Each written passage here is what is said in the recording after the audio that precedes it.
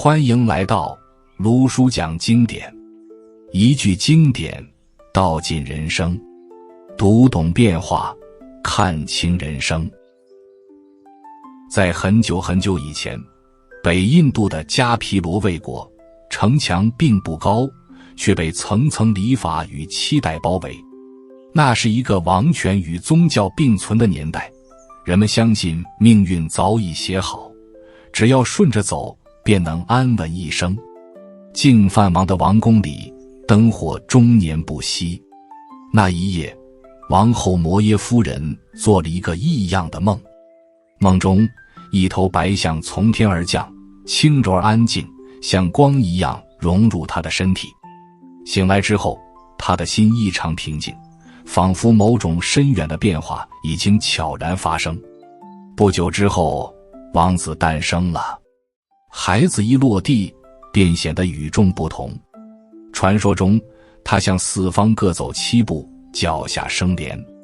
这样的说法在后世被不断传颂，但对当时的人来说，更重要的是另一件事：所有占星者给出的预言都指向同一个方向。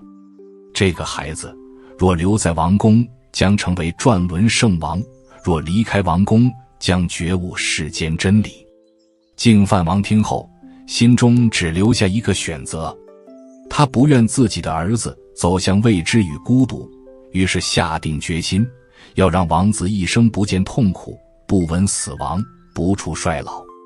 王宫因此变得更加精致，花园四季常开，乐声从未停歇，仆人被严格挑选，任何带有病容或年老痕迹的人都不能靠近王子。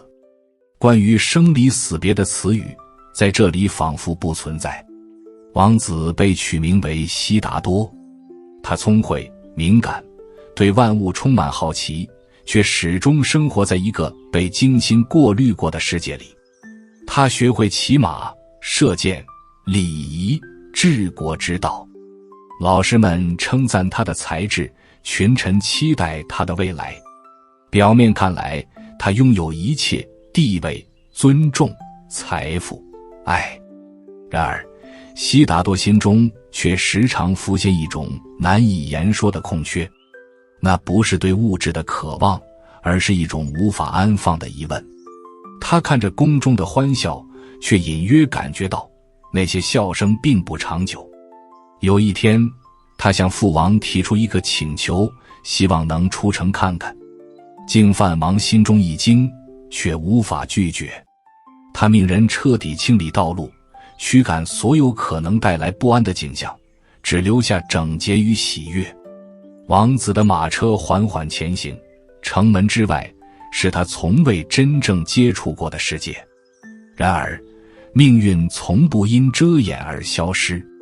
在那一次出行中，悉达多看见了一位老人，那张脸布满皱纹，背脊弯曲，步伐迟缓。他第一次意识到，原来人会变成这样。他询问随从，这究竟是怎么回事？得到的回答简单却沉重，所有人都会走向这一步。不久之后，他又看见了病者，虚弱的身体，痛苦的神情，让他感到一种从未有过的不安。他开始明白，健康并非永恒。第3次出行，他遇见了送葬的队伍，哭声低沉，空气凝滞。那一刻，死亡不再是一个遥远的概念，而是真实存在的终点。这些画面像一道道裂缝，撕开了他原本完整的世界。王宫的灯火依旧明亮，音乐依旧悠扬，但悉达多再也无法像从前那样安然其中。他开始反复思考，一个问题在心中不断回响：如果一切终将老去、病倒、消失，那么人所追逐的一切又有什么意义？就在这样的迷惘中，他遇见了第4种人。那是一位修行者，衣着简朴，神情却异常安定。他没有逃避现实，却似乎不被现实所困。那份平静与王宫中精心营造的快乐完全不同。悉达多第一次意识到，也许世界并非只有两条路，沉溺与逃避，或许还有另一种可能。从那一刻起，他内心的方向开始悄然改变。那位修行者离开后，悉达多站在原地很久，马车已经准备返程，随从低声提醒，他却像没听见一样。那一刻，他第一次感受到一种前所未有的撕裂感。王宫里的一切并没有改变，宴席照旧，乐舞如常，妻子耶输陀罗温柔而沉静，孩子罗睺罗的出生更让整个王宫沉浸在喜悦之中。净饭王以为这样的幸福足以把一切不安压回心底，但悉达多知道事情已经不一样了。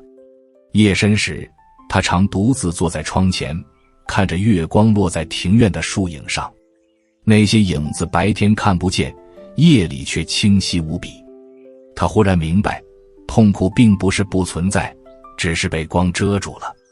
他开始意识到，自己并不是特别幸运的人，而是被保护得最彻底的人。这份保护让他无法逃避一个事实：如果连他这样的人都无法摆脱老病死，那世间无数普通人又该如何承受？他没有立刻做出决定，相反，他变得更加沉默，也更加温和。他开始认真倾听身边人的话，观察每一个细微的情绪变化。他发现，即便是在笑声中，人们的心也并不总是安定的。快乐似乎需要不断维持，而一旦停下来，空虚便会迅速浮现。这种发现让他更加不安。有一次，他问身边的侍从，如果失去现在的一切，会发生什么？侍从一时无言，只能低头回应，那将是灾难。可在悉达多心中，真正的灾难恰恰是对失去的恐惧本身。他开始反复回想那位修行者的神情，那不是冷漠，也不是逃避，而是一种对现实完全看清之后的从容。如果一切终将消逝，那么是否存在一种方式，让人不再被变化牵着走？这个问题像一根细刺，日复一日扎在他的心里。净饭王察觉到儿子的变化，心中愈发不安。他加倍安排娱乐，希望以热闹驱散疑虑，却不明白，有些疑问一旦出现，便无法用喧嚣覆盖。在一个看似平常的夜晚，王宫沉睡得格外安静。悉达多轻轻走进妻子的房间，看着她熟睡的脸，又望向身旁的孩子。那一刻，他的心几乎动摇。他并不是没有牵挂，也不是不懂爱。正因为懂，他才更清楚，留在这里，并不能真正保护任何人。如果他继续活在被隔绝的安稳中，那么终有一天，当现实无法再被挡在门外时，痛苦只会来得更猛烈。他慢慢转身，没有惊动任何人。月光下，他脱下华服，换上最普通的衣物。马蹄声被夜色吞没，城门在身后缓缓关闭。那一刻，没有雷鸣，没有神迹，只有一个人选择走向未知。离开王宫之后，悉达多并没有立刻找到答案。他遇见了许多修行者，也尝试了当时被认为最极端的修行方式：节食、苦行、忍耐、压抑身体的需求，他一一经历。他曾以为只要把身体逼到极限，真理就会出现。可现实并没有如他所愿。身体虚弱到几乎无法站立时，他忽然意识到，这条路同样被执念控制。对痛苦的追求，本质上仍然是一种逃避。就在这时，他接受了一碗乳糜。这个看似简单的行为，在当时却意味着彻底放弃苦行。同行的人离开了他，认为他背弃了修行。可惜达多的心却第一次真正安静下来。他明白，真正的问题从来不是享乐或折磨，而是人如何与变化相处。当身体恢复力量，他独自走向一棵菩提树，那里没有仪式，没有誓言，只有一个简单而坚定的念头：如果不能在此看清真相，他不会再起身。夜色渐深，内心的波动却一波接一波地涌来，恐惧、欲望、怀疑、回忆像洪水一样冲击着他的意识。但这一次他没有逃避，他只是静静地看着这些念头升起，又慢慢消散。天亮之前，一种前所未有的清明在他的心中展开。天色渐亮时，树林里一片寂静，露水顺着叶脉缓缓滑落，世界像刚被洗过一样清澈。悉达多睁开眼睛，没有狂喜，也没有激动，他只是安静地坐着，仿佛终于与这个世界站在了同一条线上。他没有得到一个答案，更像是放下了一个长期折磨他的误解。他看见所有痛苦并非来自外界，而是来自人对恒常的执着。人希望快乐不变，希望关系不散，希望自己永远年轻有力，被需要。但世界从来没有答应过这些条件。变化并不是问题，抗拒变化才是。这个理解并不是一句可以说出口的话，而是一种彻底渗入生命的感受。就像你终于明白，潮水一定会涨落，你不再要求海面永远平静。他站起身时，身体很轻，却不是虚弱的轻，而是卸下负担之后的轻。最先遇见他的是曾经一同修行的人，他们看到他的神情，心中既困惑又怀疑。没有奇迹，没有异象，只有一个看起来比从前更平凡的人。他们问他是否已经得到答案。悉达多没有立刻回答，因为他很清楚，答案如果变成一句话，就会立刻被误解。后来人们开始称他为佛陀，不是因为他成了神，而是因为他觉醒了。他看清了人的处境，也看清了自己的位置。他不再站在问题之外，而是与所有人一样站在变化之中。他开始行走，他走进村庄，也走进城市。他对国王说话，也对乞丐说话。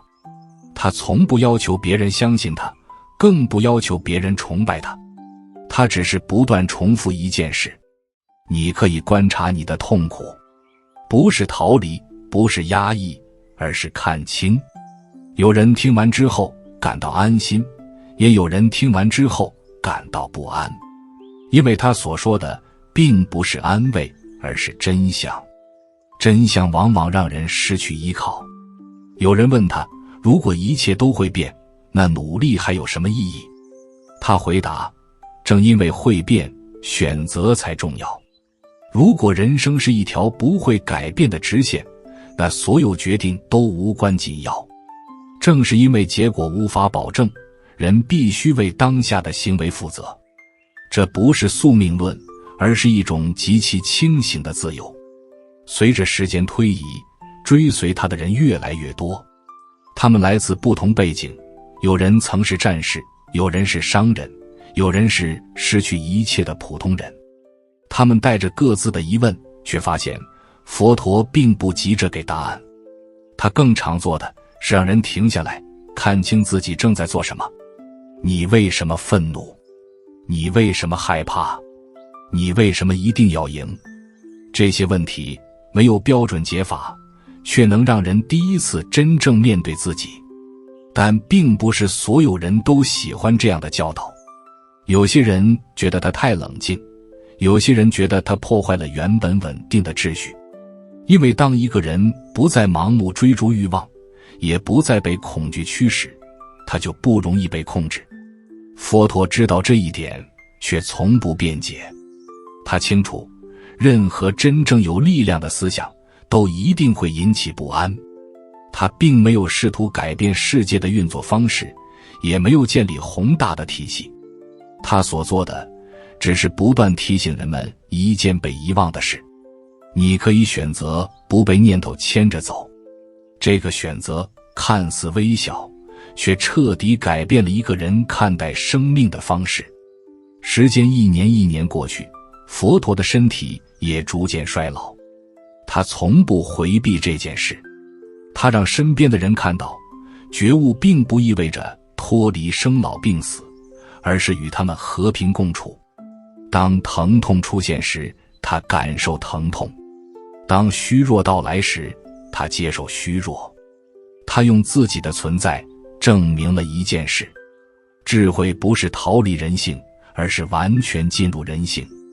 在生命的后期，有人问他，应该把他的教导写下来，流传下去。佛陀没有反对，也没有强调，他只是说，不要因为文字而停止观察，因为任何教法一旦变成固定的形式，就可能变成新的执着。真正重要的，从来不是他说了什么，而是你是否看清了自己。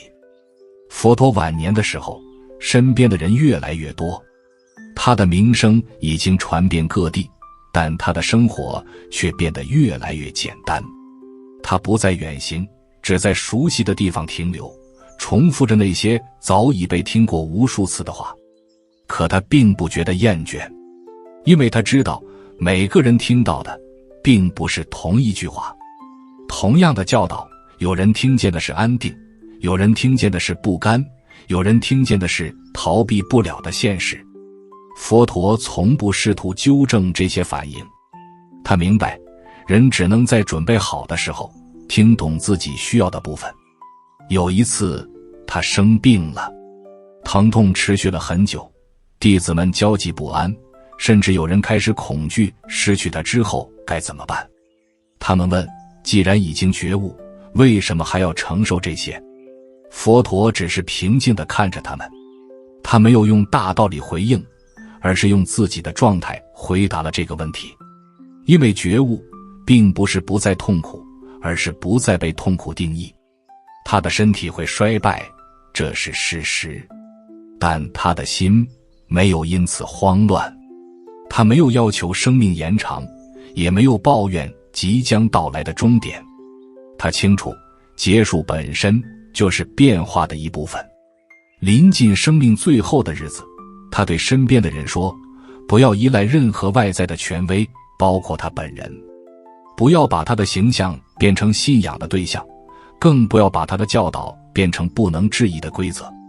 如果你只是因为他说过而相信，那和迷信没有区别。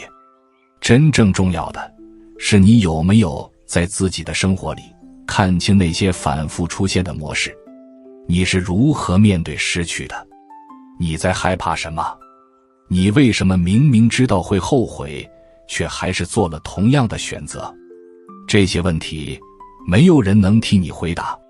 佛陀最后一次躺下时，没有留下预言，也没有留下指示，他只是安静地离开，就像他一生所示范的那样，不抗拒，不抓取。后来，人们为他建造了寺院，留下了经文，塑造了形象。有人开始跪拜，有人开始争论他的真正意思，有人把他的名字变成权威。但如果佛陀真的在意这些，他当初就不会选择行走。佛陀的故事并不是关于一个完美的人，而是关于一个看清现实之后仍然选择走进世界的人。他没有逃离人生，也没有否定情感，他只是提醒人们不要把短暂的东西当成永恒。如果你回头看，会发现这个故事并不遥远。我们每个人都在某个阶段被保护在自己的王宫里，那可能是家庭、身份、成就，或者某种对未来的想象。直到有一天，我们开始意识到，原来这些东西并不能替我们承受变化。你可能第一次意识到衰老，第一次失去重要的人，第一次发现努力并不一定换来结果。那一刻，你和当年的悉达多其实站在同一个位置，区别只在于你会选择继续逃避，还是开始观察？佛陀给出的并不是答案，而是一种态度。当事情顺利时，不被冲昏头脑；当事情失控时，不立刻否定自己；当世界变化时，先看清再行动。这听起来很简单，却是一生的练习。所以佛陀的故事并不是要你变成某种样子，也不是要你放弃现实生活，而是提醒你在所有选择之前，先回到自己，回到当下，回到你正在经历的真实感受。当你不再急着抓住结果，你反而更清楚下一步该往哪里走。这或许就是这个故事存在到今天的原因，不是为了预测未来，而是为了让人在变化之中少一点慌张。卢叔送你一句话作为结尾：人生最难的不是看见变化，而是在变化里稳住自己。记住一句就好，看清变化，心就不乱。如果这一集对你有所提醒，欢迎订阅卢叔讲经典，并开启小铃铛，让经典的话在你需要的时候再次出现。用经典照见人心，用时间验证智慧。我们下节课再见。